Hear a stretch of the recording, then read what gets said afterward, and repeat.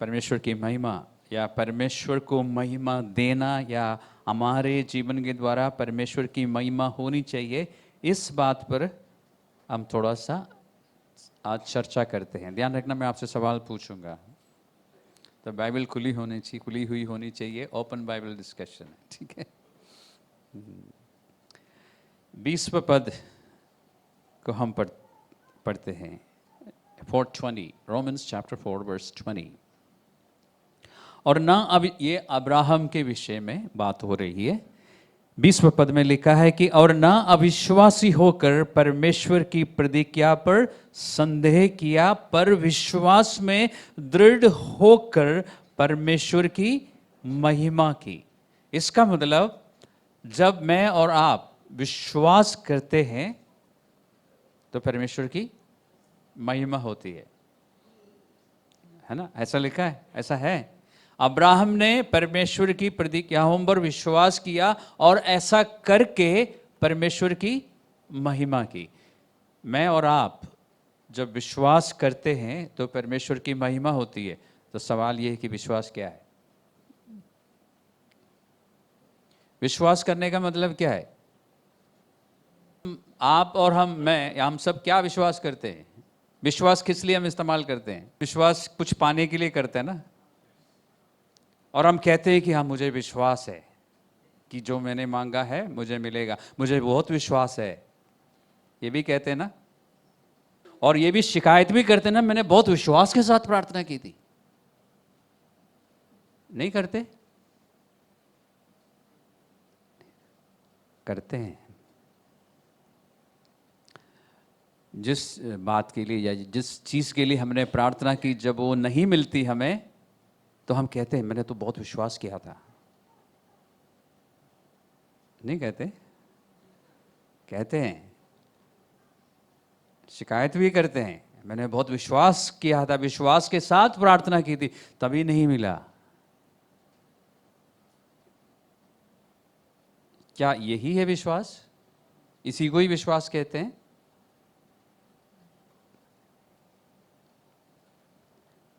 कभी कभी, आजकल नहीं पूछता, पहले जब लोग प्रार्थना के लिए आते थे मैं कभी कभी पूछता था, रीना भी पूछती है, आपको विश्वास है? हाँ जी, बहुत विश्वास है। पास्टर भी डर जाते हैं सुन के। कहते बहुत विश्वास है। तो विश्वास क्या है? ज्यादातर मसीही लोगों में या उनके मनों में विश्वास का अर्थ है कुछ पाने के लिए चाहत रखना, उम्मीद रखना। लेकिन पवित्र शास्त्र विश्वास के बारे में कुछ और कहता है। मैं जानता हूं, जैसे आपके पास अच्छा खासा मकान है, लेकिन फिर भी मन करता है कि इससे भी बड़ा मकान हो। कभी कभी करता है ना। आपके पास गाड़ी है, लेकिन मन करता है इससे भी थोड़ा सा हाई एंड वाली गाड़ी मिले, महंगी गाड़ी हो, है ना। नौकरी अच्छी खासी है, फिर भी मन करता है इससे भी बेटर जॉब मिले। तो हम क्या करते हैं? मसीही होने के कारण हम क्या करते हैं? विश्वास करते हैं और चुप रहते हैं। प्रार्थना भी करते हैं। विश्वास के बिना प्रार्थना करना, आप लोग बोलते क्यों नहीं है? हम ये सब करते हैं ना। कम से कम चर्च में हमें बहुत ईमानदार रहना चाहिए। तो हम क्या करते हैं? हम प्रार्थना करते हैं, डेली करते हैं ना। और विश्वास करते हैं कि एक दिन बड़ा घर होगा मेरे पास, एक दिन बड़ी गाड़ी होगी, और बहुत जल्दी रिटायर होने से पहले बेटर जॉब मिलेगी, है ना। बहुत जल्दी मिलेगी। हम विश्वास करते हैं, अच्छी बात है। हम प्रार्थना करते हैं, अच्छी बात है, और हमें मिल भी जाते हैं, है ना। Okay, praise the Lord. लेकिन यहाँ पर हम विश्वास के बारे में क्या देखते हैं? 20वें पद में फिर से चलते हैं, वर्स 20, चैप्टर 4।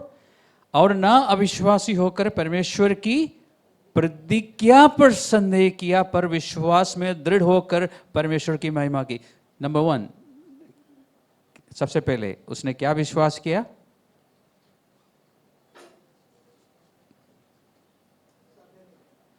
क्या विश्वास किया। इसको समझने के लिए थोड़ा सा और पढ़ते हैं, ठीक है। वैसे इस पद में लिखा है, लेकिन मैंने आपको सिखाया है कि आपको हमेशा संदर्भ में पढ़ना चाहिए।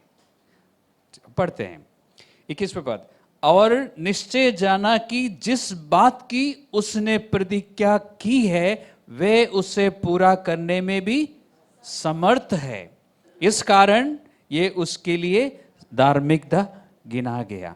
और ये वचन विश्वास उसके लिए धार्मिकता गिना गया, ना केवल उसी के लिए लिखा गया वरन हमारे लिए भी, जिनके लिए विश्वास धार्मिकता गिना गया। अर्थात हमारे लिए जो उस पर विश्वास करते हैं जिसने हमारे प्रभु यीशु मसीह को मरे हुए में से जिलाया, वे हमारे अपराधों के लिए पकड़वाया गया और हमारे धर्मी ठहरने के लिए जिलाया भी गया।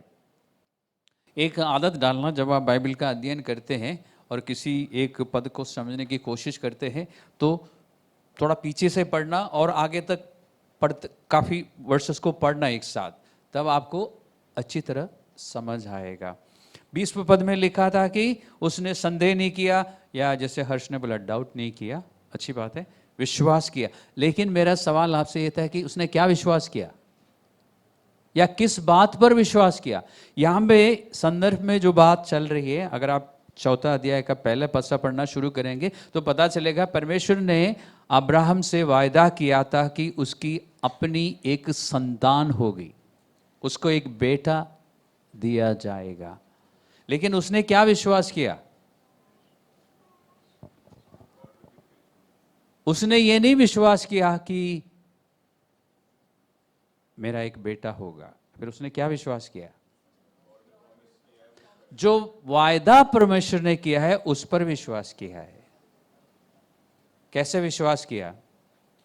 21वें पद में लिखा है कि जो कुछ परमेश्वर ने वायदा किया है उससे पूरा करने की सामर्थ उसके पास है। यानी परमेश्वर को बीच बीच में ये कहने की जरूरत नहीं है कि जो वायदा किया हो, हमें कहने की जरूरत नहीं है। मनुष्यों को याद दिलाना पड़ता है, परमेश्वर को बताने की जरूरत नहीं। परमेश्वर तूने जो वायदा किया है उसे निभाना होगा, वो निभाता है। लेकिन अब्राहम के लिए लिखा है उसने ये जाना और विश्वास किया कि वो सामर्थी है, जो कुछ उसने वायदा किया है उससे वो पूरा करेगा। तो हमारा विश्वास क्या होना चाहिए?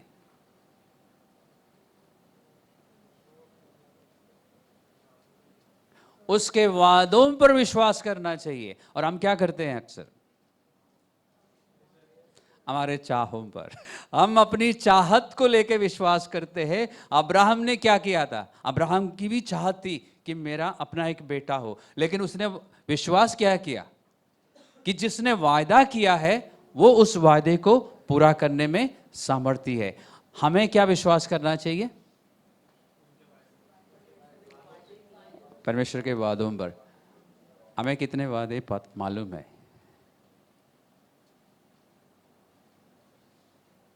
कुछ सालों से पैंडेमिक के समय में हम लोग डेली प्रेयर करते थे ना, तब मैंने आपको सिखाना शुरू किया था ना कि आप वचन के अनुसार प्रार्थना करो। यानी पहले वचन से जानो फिर प्रार्थना करो। थोड़ा सा मुश्किल हो गया था ना शुरुआत में सबके लिए। क्यों? क्योंकि जो कुछ उसने वायदा किया है उसको लेके हम प्रार्थना कर सकते हैं, क्योंकि वो पूरा करेगा।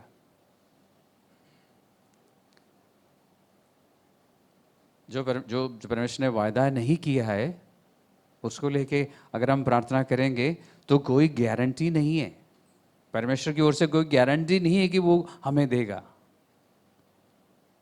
ऐसा कहीं लिखा है यूहन्ना की पहली पत्री 1 जॉन चैप्टर 5:14, 1 जॉन 5:14। और हमें उसके सामने जो हियाब होता है वे यह है कि यदि हम उसकी इच्छा के अनुसार कुछ मांगते हैं तो वे हमारी सुनता है। This is the confidence we have when we pray. जब हम प्रार्थना करते हैं तो हमारे अंदर एक कॉन्फिडेंस है। वो किस बारे में है? कि अगर हम जो मांगते हैं उससे वो उसकी मर्जी के अनुसार है तो हमें मिल जाएगा। ये गारंटी है ना परमेश्वर की ओर से।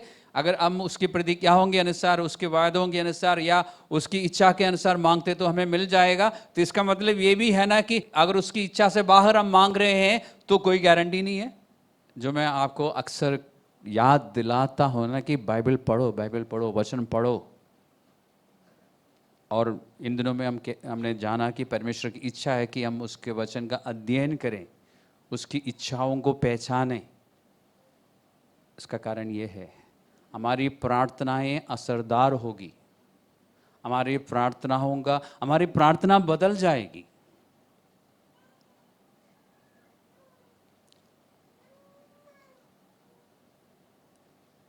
जब आपको उसकी इच्छा मालूम है, जब आपको उसकी प्रतिज्ञाओं के विषय में समझ है, तो आपकी प्रार्थना बदल जाएगी और असरदार प्रार्थनाएं होंगी। असरदार का मतलब याकूब की पत्री में लिखा ना कि धर्मी जन की प्रार्थनाओं से बहुत कुछ हो सकता है। असरदार प्रार्थना वो है, बहुत कुछ होता है फिर उस प्रार्थना से, क्योंकि वो प्रार्थना परमेश्वर की इच्छा के अनुसार है। अब्राहम के लिए लिखा है कि उसने विश्वास किया और परमेश्वर की महिमा की। मैं आपसे एक सवाल पूछना चाहता हूं। अभी शुरुआत में हमने क्या कहा? हमारे अंदर बहुत सारी ख्वाहिशें होती है, परमेश्वर ने मना नहीं किया। मेरे पास बड़ी गाड़ी हो, बड़ा मकान हो, बेहतरीन नौकरी हो, और क्या ख्वाहिश रखते हैं? जो भी हम रखते हैं, हम प्रार्थना करते हैं और मिल भी जाते हैं। आपके बड़े मकान की वजह से परमेश्वर को महिमा मिलती है। आपकी नई या लेटेस्ट जो भी गाड़ी है, एक्सपेंसिव कार की वजह से परमेश्वर को महिमा मिलती है। आपका बड़ा मकान देखने के बाद कितने लोगों ने ऐसा कहा है कि इनका परमेश्वर परमेश्वर है, आओ हम इस परमेश्वर को मानते हैं? किसी ने कहा है? आपकी लेटेस्ट स्पोर्ट्स कार देखने के बाद किसी ने कहा कि भाई इनका परमेश्वर वाकई में परमेश्वर है।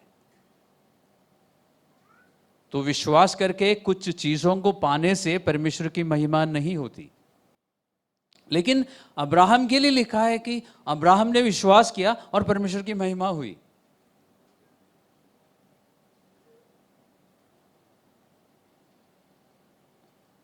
क्योंकि अब्राहम ने परमेश्वर की प्रतिज्ञा पर विश्वास किया था। और विश्वासियों के लिए, हम सबके लिए सबसे बड़ी चैलेंज यही है। हम परमेश्वर की बातों पर विश्वास करते हैं,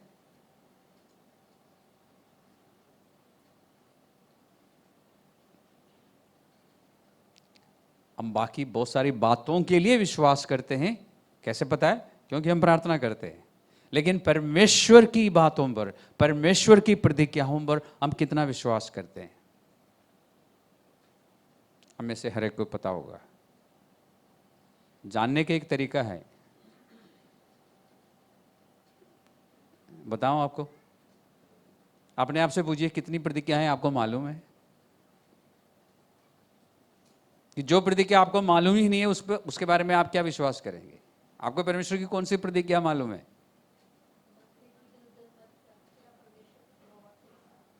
ओके, वो एक प्रतिज्ञा मालूम है, ठीक है। तो कुछ लोगों को कुछ प्रतिज्ञाएं मालूम है, अच्छी बात है। अब दूसरा सवाल है कि क्या आप उन प्रतिज्ञाओं पर या उस एक प्रतिज्ञा जो आपको मालूम है विश्वास करते हैं कि ऐसा ही है? तब परमेश्वर की महिमा होगी। अब्राहम 75 साल का था उस समय जब परमेश्वर ने पहली बार उससे कहा,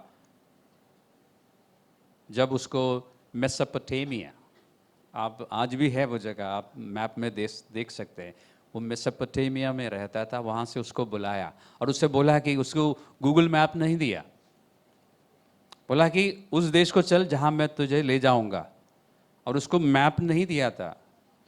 या गूगल आने से पहले अटलस हुआ करता था, जो गाड़ी चलाते हुए हम रखते थे बुक्स, मैप्स देखने के लिए। ऐसा कुछ भी नहीं दिया। और उससे कहा कि मैं तुमसे, ये आपको मिलेगा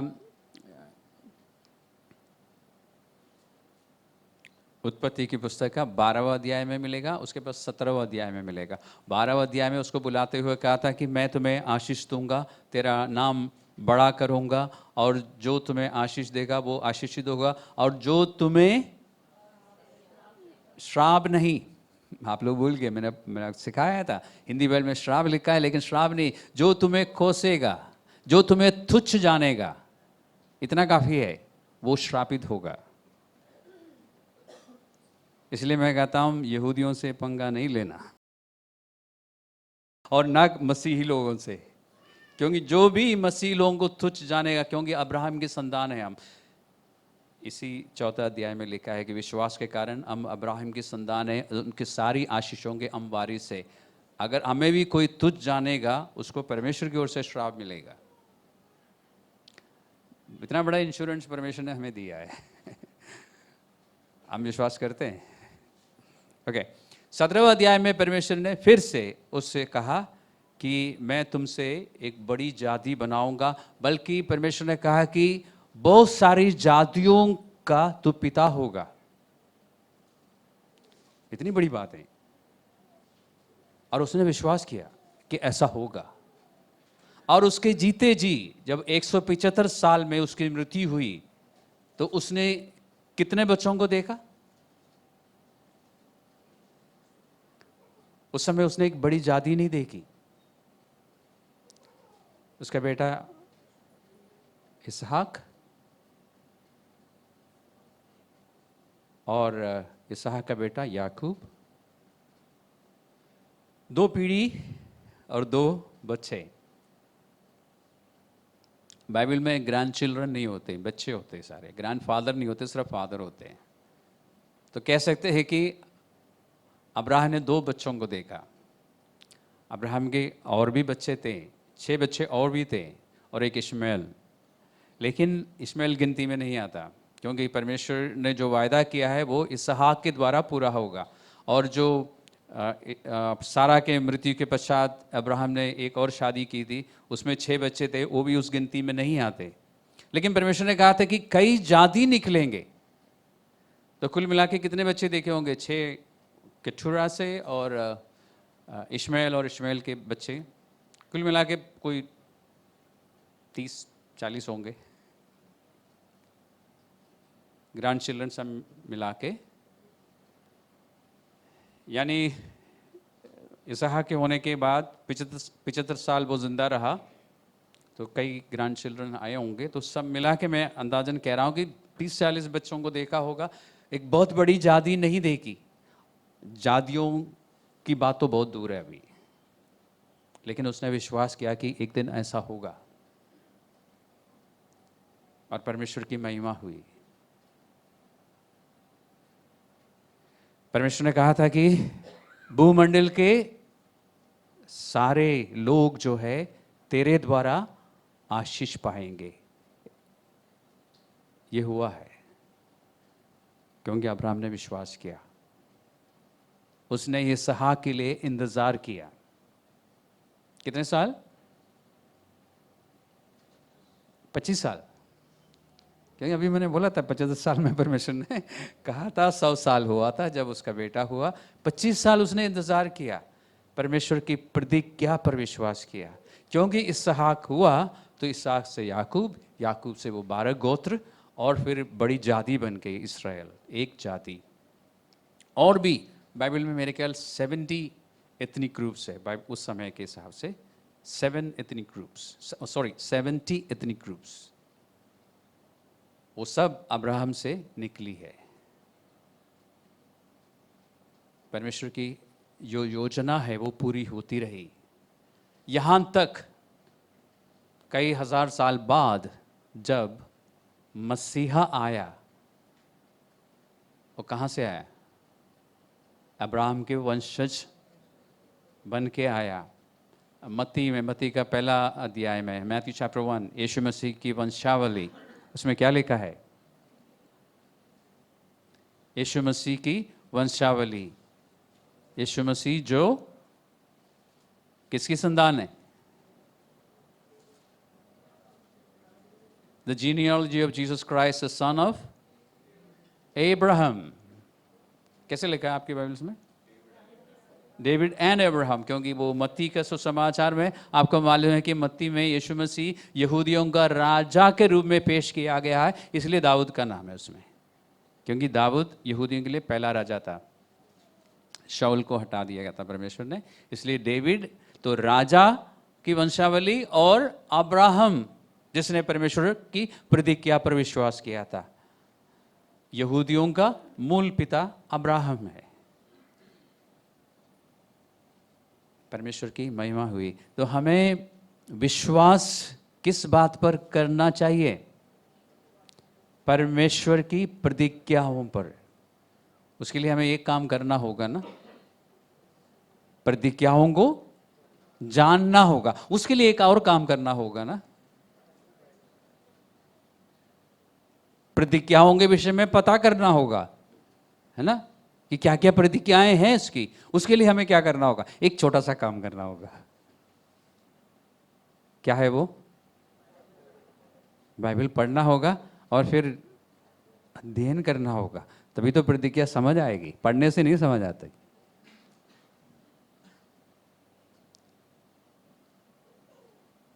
तब परमेश्वर की महिमा होगी। जब हम परमेश्वर की प्रतिज्ञाओं पर विश्वास करेंगे ना, परमेश्वर की महिमा होगी।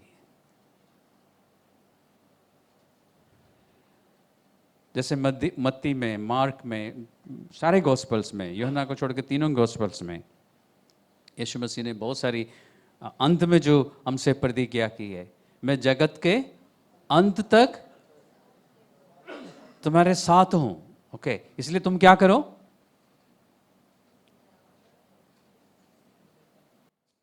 बाइबल खोलना पड़ेगा। ओके, कोई बात नहीं, बाइबल है ना हमारे पास। प्रभु ने कहा कि तुम जाके जाति जाति के लोगों को चेले बनाओ, और फिर क्या कहा? और जो जो बातें मैंने तुम्हें आज्ञा दी है उनको मानना सिखाओ। अब समझ आए मैं इतनी जोर लगा के क्यों सिखाता हूं? प्रभु ने ये नहीं कहा कि उनको बाइबल सिखाओ, प्रभु ने कहा उनको बाइबल की बातें या आज्ञाएं मानना सिखाओ। तो आज्ञा सिखाने के लिए नहीं कहा, उनको मानना सिखाना है, उनकी मदद करनी है, उनको समझाना है कि ये आज्ञाएं कैसे मानी जाती है। फिर देखना चाहिए कि वो मान रहे हैं कि नहीं। थोड़ा सा मुश्किल काम है ना। और कहा कि मैं जगत के अंत तक तुम्हारे साथ हूं। जब हमें प्रतिज्ञा समझ आती है तो हिम्मत आती है, तब हम लोगों को जा के, इस साल हमने ऐसा कुछ निर्णय लिया था ना, लिया था, याद है? एक हमें याद है। ओके, इसके लिए बहुतों को बताना होगा। तो हमारी कोशिश जारी है ना, हर मौके पे। आज समय नहीं, अगले संडे में बताऊंगा परमेश्वर कैसे मौका देता है हर जगह। अगर हम तैयार हैं तो परमेश्वर हमें इस्तेमाल करेगा और हमारे द्वारा अपनी महिमा करेगा। तो ध्यान रखिए, जब हमें प्रतिज्ञाएं मालूम हो हम विश्वास कर सकते हैं, और जब हम प्रतिज्ञाओं पर विश्वास करते हैं तो परमेश्वर की महिमा जरूर होगी, क्योंकि हमारे द्वारा ऐसा कुछ होगा उन प्रतिज्ञाओं के अनुसार जो परमेश्वर की ओर से है। जब प्रतिज्ञाओं पर हम विश्वास करेंगे तो उस विश्वास के अनुसार हमारे द्वारा कुछ काम भी होगा, परमेश्वर की महिमा होगी। बड़े घर अच्छी बात है, पाने की इच्छा रखो, चाहत रखो, विश्वास करो, प्रार्थना करो, लेकिन बड़ा घर होने से परमेश्वर की महिमा नहीं होगी। लेकिन उस बड़े घर में अगर आप परमेश्वर की प्रतिज्ञाओं पर विश्वास करेंगे तो परमेश्वर की महिमा हो सकती है। इसलिए हमारी कोशिश क्या होनी चाहिए? हमारे द्वारा परमेश्वर की महिमा हो। उसके लिए हम परमेश्वर की प्रतिज्ञाओं पर विश्वास करेंगे, उसके लिए हम प्रतिज्ञाओं को जानेंगे, उसके लिए हम क्या करेंगे? वचन पढ़ेंगे, वचन में प्रतिज्ञाएं ढूंढेंगे, और ऐसा करने के लिए परमेश्वर हमारी सहायता करेगा।